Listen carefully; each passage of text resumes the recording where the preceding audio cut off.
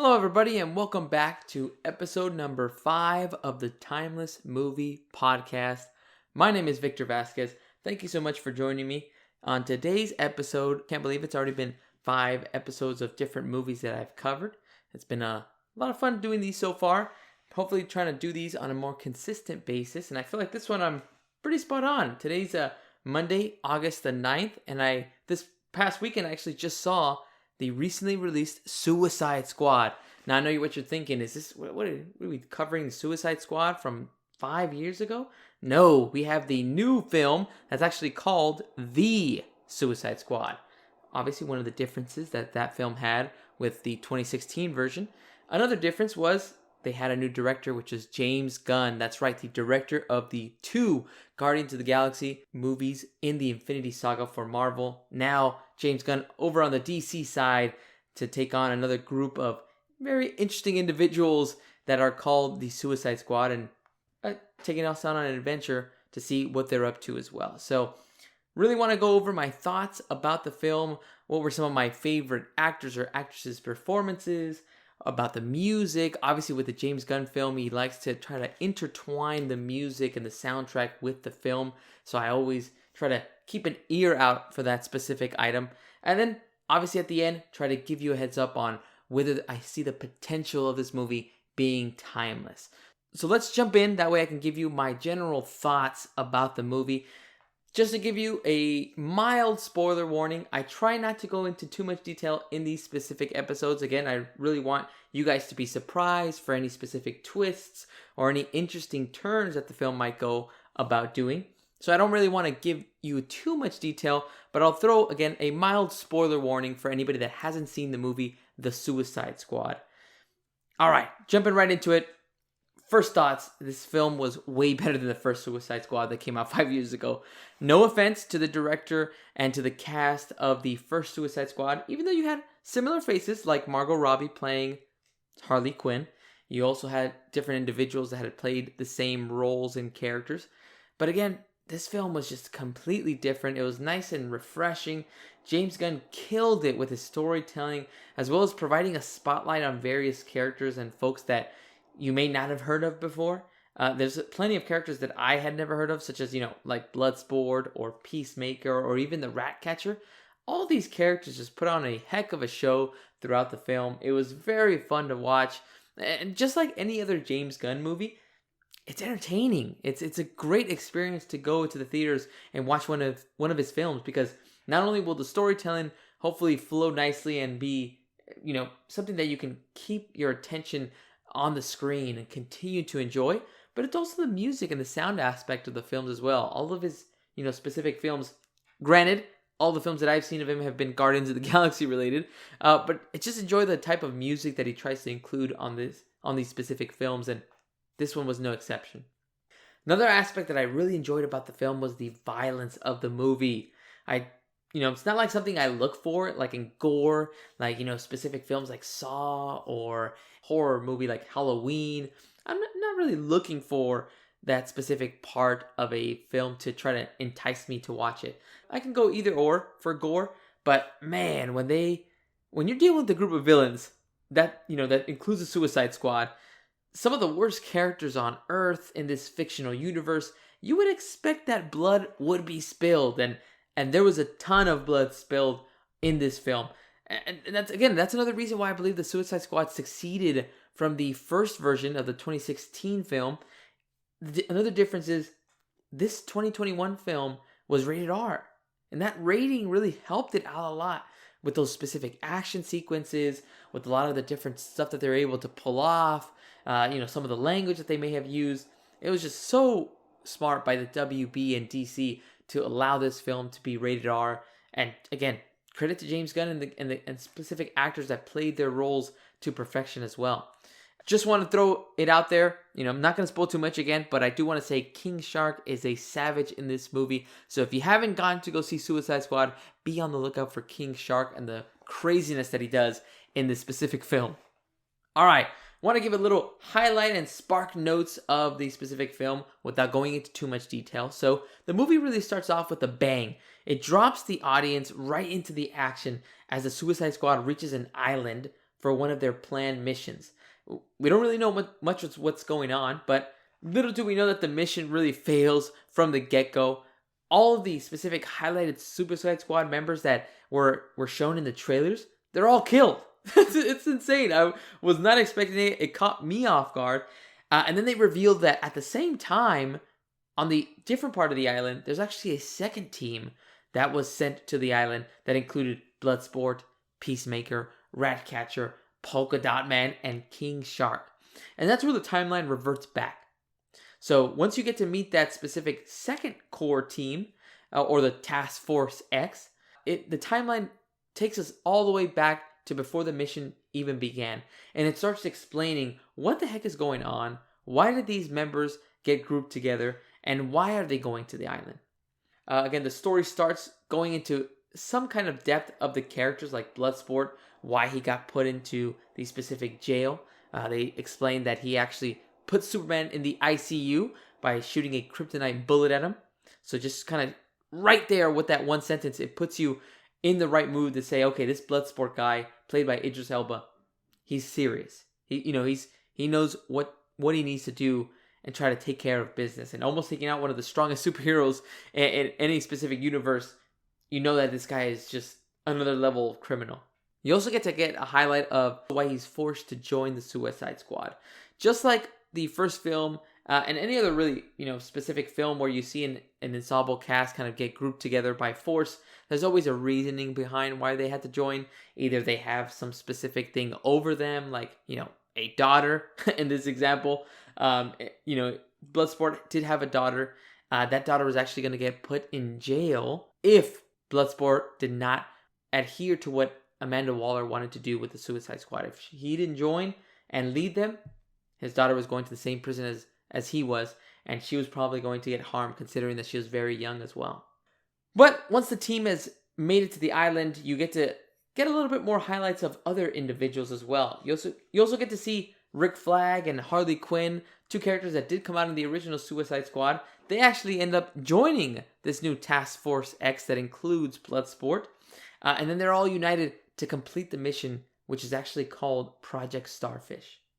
Once again, I want you guys to enjoy the film, so I'm not going to spoil too much. But as you would expect by the name of Starfish, there is a starfish involved in this film, and this whole team is going to have to try to figure out a way to take this enemy down and stay alive at the same time.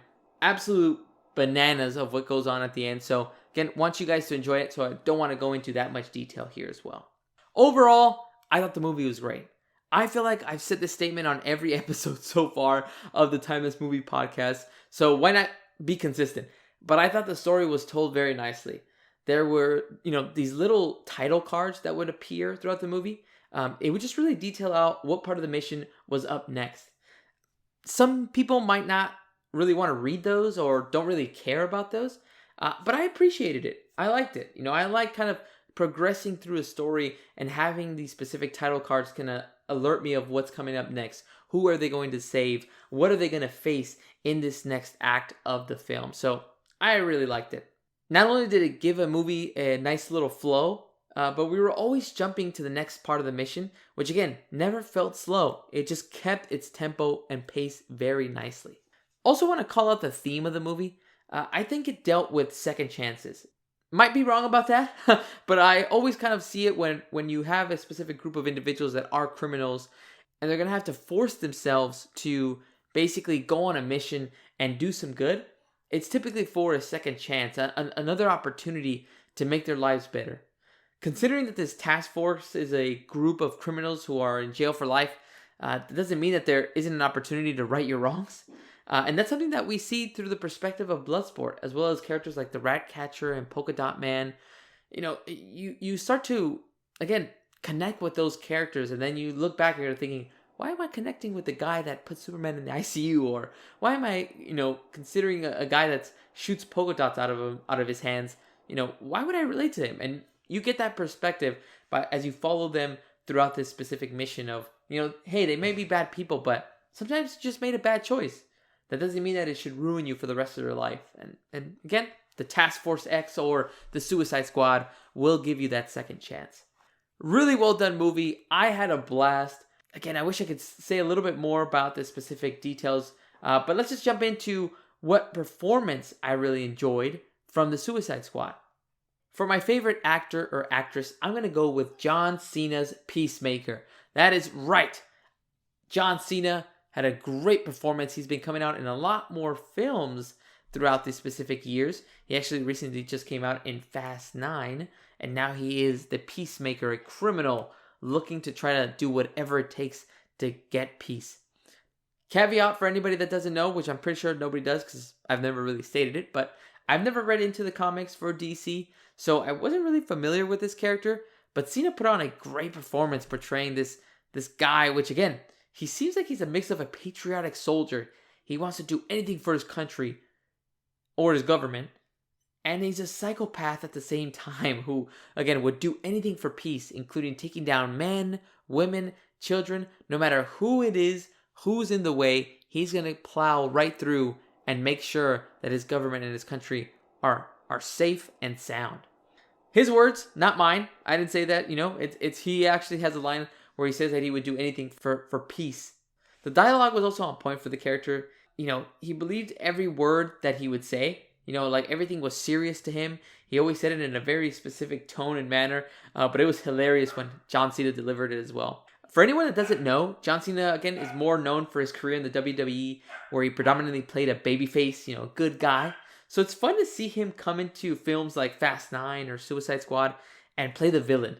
Play a guy that's just completely opposite of what his character was in the WWE.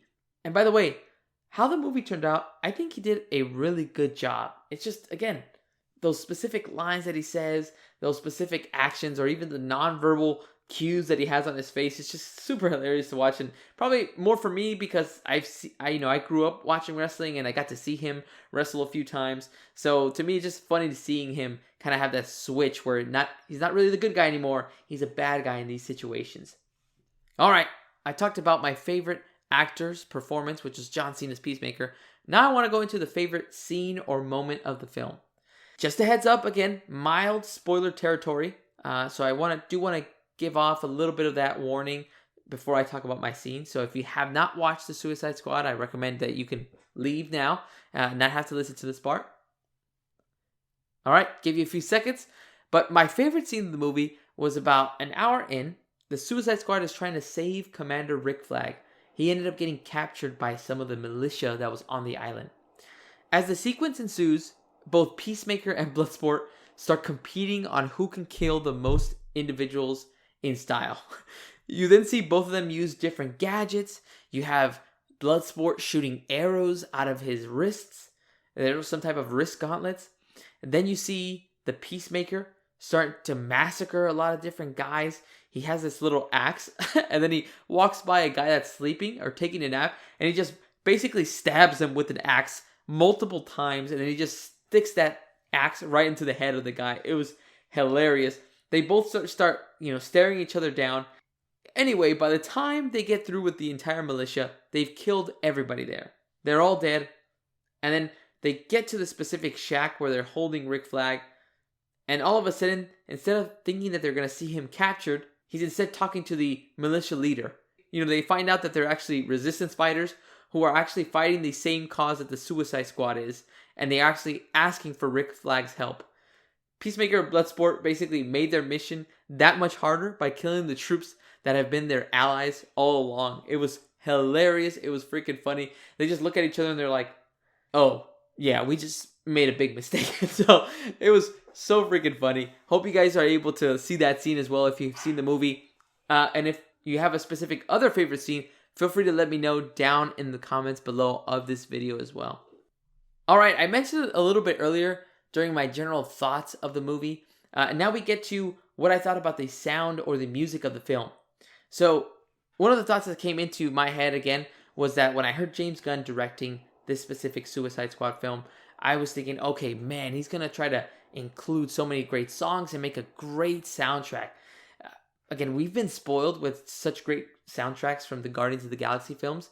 Gunn does a great job in just intertwining that music within the film and making it connect and just making it make sense. When they highlight the jail scenes right at the beginning of the film, most of the members of the Suicide Squad, are just kind of portrayed and shown in different scenes. And then you can hear Johnny Cash's Folsom Prisoner Blues being played in the background. There's another scene where you have rain starting to fall down on the island in the third act of the film. And then you can hear Granson and Jesse Reyes' title song, Rain. So it's all these different types of stuff that just correlates to what is currently going on visually in the film. And it just made a lot of sense as you went along the story. There's probably a few more instances that I may have forgotten. I'm pretty sure I did. But the songs in the film do a great job to, again, connect what is visually being shown on the screen. And it just makes that experience a lot better. And another thing is, it's always better to watch it in the theater as well. You just have that surround sound blasting at a maximum level. So it just made my whole experience of enjoying the music for James Gunn's Suicide Squad that much more enjoyable.